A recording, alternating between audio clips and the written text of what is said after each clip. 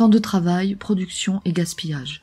En parcourant la page d'accueil du site de l'Archimagisterium, et plus précisément dans la partie Préoccupation des peuples et des individus, on peut lire que le temps de travail hebdomadaire sera réduit à 25 heures et que les semaines comporteront désormais 8 jours, dont 3 de week-end. Cela représenterait donc 5 heures de travail par jour et environ 45 jours de week-end supplémentaires par an. Dans un monde où nous n'arrivons déjà pas à nourrir toute la population en travaillant 7 à 8 heures par jour, avec seulement 1 ou 2 jours de week-end par semaine, comment la production pourrait-elle suivre la cadence? La réponse à cette question pourrait bien se trouver dans le gaspillage. Vous le savez sans doute déjà, le gâchis alimentaire est un problème majeur de la société actuelle. Entre les particuliers qui achètent plus que nécessaire, les restaurants qui jettent les assiettes non finies, les grandes surfaces qui se débarrassent des invendus, et les industries qui vont jusqu'à jeter des produits juste à cause de leur apparence, on se rend vite compte que les poubelles sont finalement bien pleines de produits qui n'ont absolument rien à y faire. Lorsque l'on cherche des chiffres en lien avec le gâchis alimentaire mondial, on peut trouver beaucoup d'articles sur divers sites internet. Cependant, la totalité de ces articles se base sur la même source, la FAO, l'Organisation des Nations Unies pour l'alimentation et l'agriculture. Difficile d'être sûr de la véracité des chiffres lorsqu'il n'est pas possible de les croiser avec d'autres sources, mais voyons malgré tout ce qu'expose cette branche de l'ONU dédiée à l'alimentaire. Entre 6 kg et 11 kg de nourriture par individu et par an sont gaspillés en Afrique et en Asie. Entre 95 kg et 115 kg de nourriture par individu et par an sont gaspillés en Europe et en Amérique du Nord. Environ 1,3 milliard de tonnes de nourriture sont gaspillées dans le monde chaque année, soit 20% de la nourriture disponible. En 2020, entre 720 et 811 millions de personnes souffraient de la faim.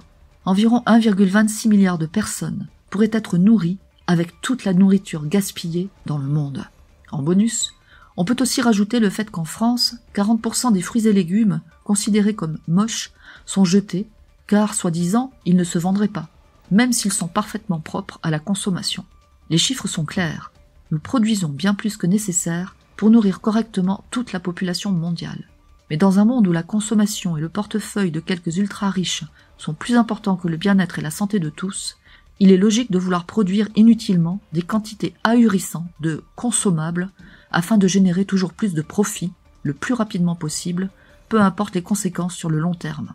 Quant aux invendus, autant les jeter à la poubelle, plutôt que de les distribuer aux nécessiteux. Ça coûte moins cher.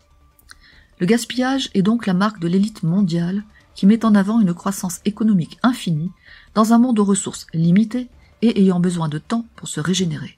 Notez cependant que ces chiffres venant de l'ONU se basent forcément sur le fait que nous serions, soi-disant, plus de 7 milliards d'individus sur Terre-Mère Gaïa. Mais que ce soit réellement le cas ou non, le fait est qu'il y a largement assez de nourriture pour tous. Par ailleurs, seul le sujet du gaspillage alimentaire a été abordé jusqu'ici, mais en réalité, il concerne aussi tous les objets du quotidien.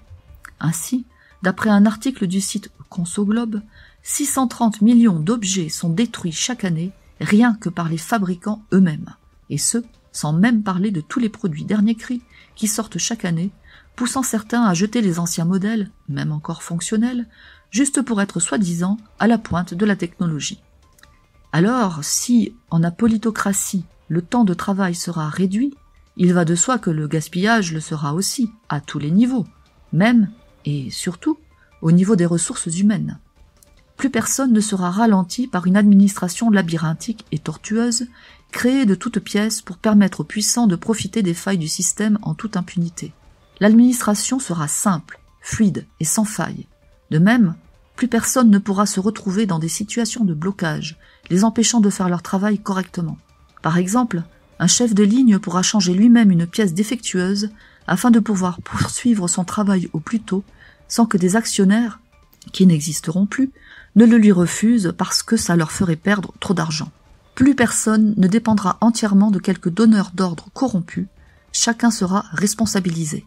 Et, sans toutes ces sources de frustration, ainsi qu'en redonnant du sens à ce que l'on fait, travailler deviendra un bonheur.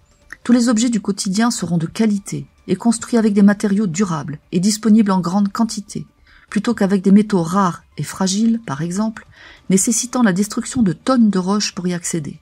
Les fabricants ne pourront plus rationner les avancées technologiques pour sortir chaque année un nouveau modèle un poil plus avancé que le précédent. Il s'agira à la place de faire un grand bond en avant à chaque découverte majeure, ce qui, vous en conviendrez, n'arrive pas tous les ans actuellement. Quant aux aliments propres à la consommation, ils seront tous distribués gratuitement et équitablement en fonction des besoins de chacun. Jamais plus il ne sera possible de priver qui que ce soit d'un repas décent. Plus personne ne pourra faire de profits colossaux sur le commerce de la nourriture et de la faim. En conclusion, avec un gaspillage réduit au maximum et une notion de rentabilité disparue, il ne sera clairement plus nécessaire de produire autant qu'aujourd'hui.